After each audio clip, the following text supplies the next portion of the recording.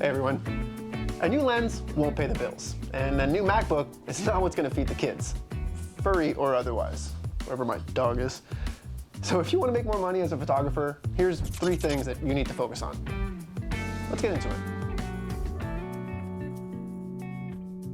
Connections. You need to go out. You need to get out of your little circle and you need to make new connections. I know we're all introverts and we hate leaving our room, but it really does pay to make connections and acquaintances in different industries. You don't got any? You gotta go make some. Think back of the Matthews Effect video from a few months ago.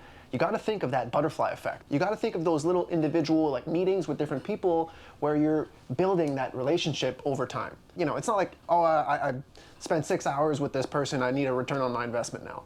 You know, it's being a genuine fan and a genuine connection to people. And over time you realize that, you know, all these people are opportunities to grow your network and maybe your business and your wallet as well. Not that you should treat people like stepping stones by any means, but you should know that everyone has a job and has a life and has a career of their own. So if you can find those people every now and then that mesh with what you can do and you can help them and they can help you, it's a win-win. You're just never gonna find these people if you're not putting yourself out there. It's so much easier to make money as a photographer if you're booking returning clients than if you're booking new clients.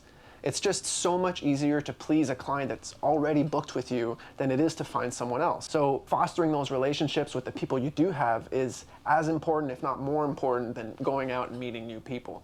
But all that falls under that same umbrella of just getting out of your bedroom or getting out of your office, getting out of your studio, and focusing on things that aren't photography related for a little bit. You need to be a cool person to hang out with. You need to be a cool person to work with. They are working with you as a person more than they are as a photographer. They don't want to deal with a headache. They don't want to deal with someone that's a pain to work with. So just be a good person, and then when they need a photographer, eventually they'll reach out to you. We don't know everything, and we definitely don't know everyone.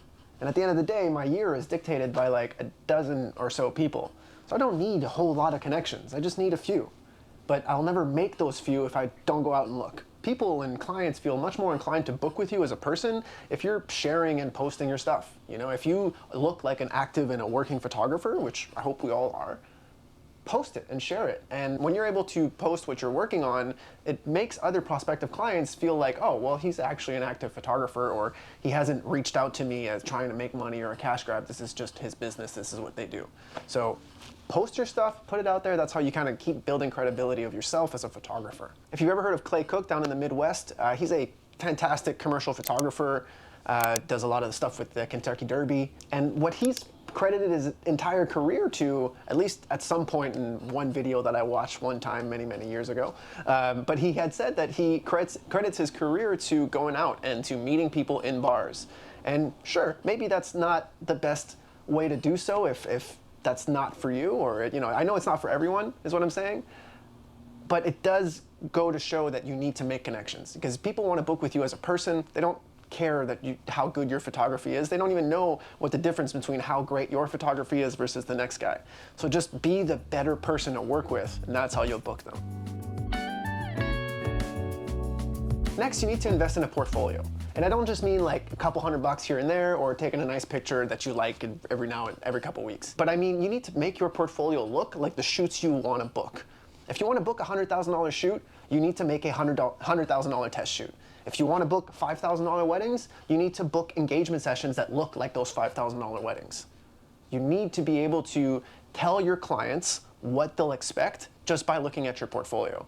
Your pictures do need to speak for themselves, on top of the extra stuff that we do on the side. If you want to book something that's outside of your wheelhouse a little bit, well, you do have to impress those prospective clients in a way that you're not currently doing. This stupid quote of, you know, if you want something that you've never achieved, you have to do something you've never done, or something like that.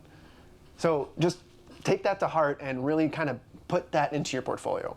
Make a visual representation of who you are as a person, what your voice is, what your technical ability is, and collaborate. For me, in my food portfolio, it would be working with more food stylists and more people that are as good at what they do as I am at photography.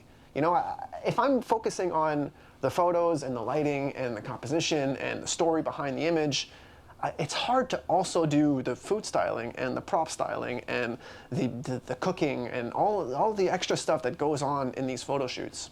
Same with portrait sessions, you know, like, are you a fantastic makeup artist as much as you are a great photographer? Probably not. If you are, sure, but that's still taking time away from, you know, your headspace of working on set. Even if you are good at all these things, there's only so much that we can do physically. I know I shared a video the other day about shooting an ad campaign all by myself, and that does happen, especially nowadays with budgets being so tight. Sometimes that's just how it works, but I think it's very valuable to go out and reach the people in your community that are as good at what they do as you are at what you do. And that way, by collaborating with all these folks, you can really elevate your portfolio and try to land new clients that are looking for that, you know, higher end stuff. Finally, you have to invest in yourself. It's silly, but you have to invest in yourself, your home, your hobbies, your skin, your food.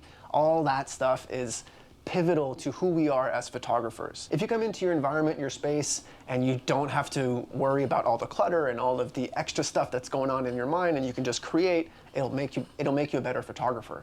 And that goes into every discipline of your life.